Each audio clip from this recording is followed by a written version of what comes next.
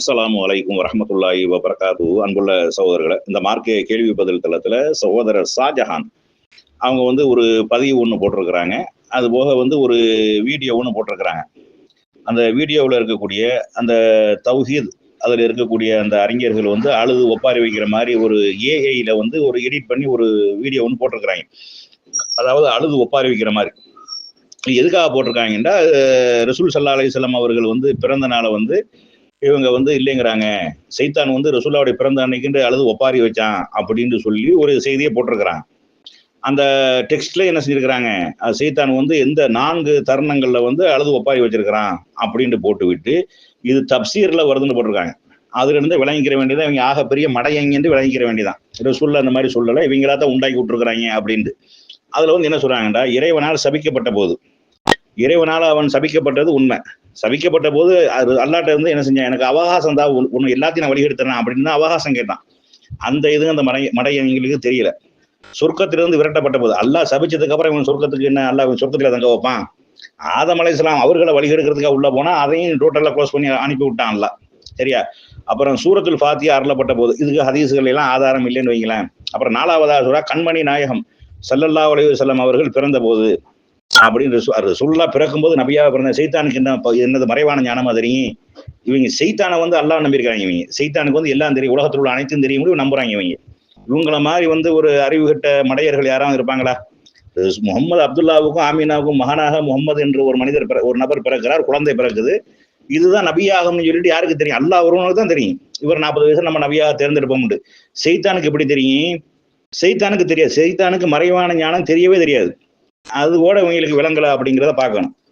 அதுபோக இதுல யதார்த்தம் என்ன அப்படின்ட்டா, உண்மையிலேயே சைத்தான் 4 விஷயங்கள்ல ரொம்ப மகிழ்ச்சியாக இருக்கக்கூடிய 4 விஷயங்கள் இருக்குது. அதாவது என்ன விஷயம்டா, மக்கள் சிலைகளை வணங்கும் போது அப்ப சைத்தான் நம்ம வேலை லேசாயிருச்சு, அவன் நரகத்துக்கு போற வேலையை அவனை தேர்ந்தெடுத்துக்கிட்டான், நம்ம போய் இவனை போய் வழிகெடுக்க வேண்டிய அவசியம் கிடையாது, அவன் ஒரு ஹாப்பியா என்ன செய்வான், ரிலாக்ஸா இருந்துருவான், அவனை நாசமா போறான், நரகத்துக்கு போறான், நம்ம ஓட்டியான் அப்படின்ட்டு அவன் இருந்துருவான். அடுத்து நபி ஸல்லல்லாஹு அலைஹி வஸல்லம் அவர்கள் மரணித்ததை மகிழ்ச்சியாக கொண்டாடிய போது, நபி ஸல்லல்லாஹு அலைஹி வஸல்லம் அவருடைய 2வது நபி ஸல்லல்லாஹு அலைஹி வஸல்லம் அவருடைய மரணம் என்பது ஒட்டுமொத்த உம்மத்திற்கும் பேர் இழப்பு.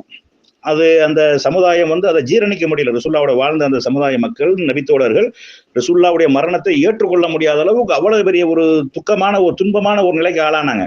ஆனா இன்னைக்கு இருக்கக்கூடிய இந்த பரலவிகள் என்று சொல்லக்கூடிய புன வணங்கிகள், அந்த கல்லறை வணங்கிகள், சமாதி வணங்கிகள் அதை ஒரு மகிழ்ச்சிக்குரிய ஒரு நாளாக, கொண்டாட்டத்திற்குரிய ஒரு நாளாக ஆக்கி வைத்துக் கொண்டு கொண்டாடி கொண்டிருக்கிறார்கள். ரசூலுல்லாஹ் மரணித்த அந்த மாதத்தை, மரணித்த அந்த தேதியை மையமாக வைத்து மிகப்பெரிய கொண்டாட, சோறாக்கி திங்கிறதுல இருந்து சட்டி சட்டியா ஆக்கி மேய்கிறதுல இருந்து இப்படி மகிழ்ச்சியாக கொண்டாடுறாங்களே, இது சைத்தானுக்கு ரொம்ப சந்தோஷமான.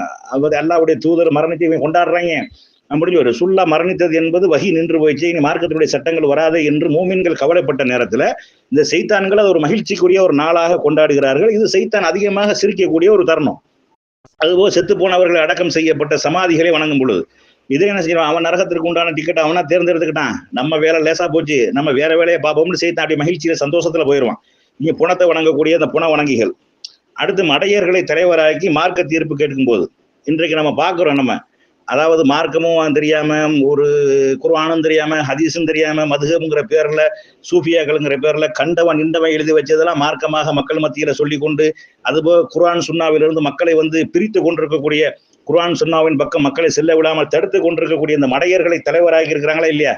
அப்ப சைத்தான் சந்தோஷம் அடைவான், நம்ம வேலை லேசா போச்சு என்று சொல்லி இந்த 4 தருணங்கள் சைத்தான் மகிழ்ச்சி அடையக்கூடிய ஒரு தருணமாக இருக்கிற, நரகத்தின் வாசலை திறந்து தமது வேலையை லேசாக்கி விட்டார்கள் என்று சைத்தான் மகிழ்ச்சியால் சிரிக்கக்கூடிய தருணமாக இருக்கிறது. இது எந்த தப்சீர்ல வருதுன்றா, தப்சீர் முகவைக்கான் என்ற தப்சீர்ல வருகிறது அப்படிங்கிறது மேலதிகமாக சொல்லிக் கொள்றோம்.